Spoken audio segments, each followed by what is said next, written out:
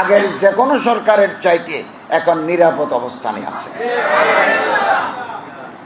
এটা আমাদের জন্য একটা ভয়েস অফ আমেরিকার রিপোর্ট। এবং আমরা সব সময় একটা কথা বলে আসছি, এদেশ আমাদের সবার, এদেশের নানা মত নানা পথের মানুষের দেশ এটা। হিন্দু, বৌদ্ধ, খ্রিস্টান, পাহাড়ি, নৃতাত্ত্বিক গোষ্ঠী, সবার দেশ এটা। আমার যেমন অধিকার আছে, আরেকজনেরও সমান অধিকার আছে। আমার যেমন ধর্মচর্চার, শিক্ষা গ্রহণ করার, শিক্ষা বিতরণ করার অধিকার আছে, তাদেরও সমান।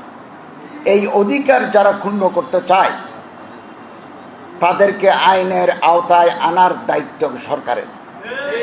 আমরা প্রতিটি মানুষের জান, মাল, ইজ্জত, স্বাধীনতা, ধর্মচর্চার অধিকার প্রদান করতে প্রতিশ্রুতিবদ্ধ।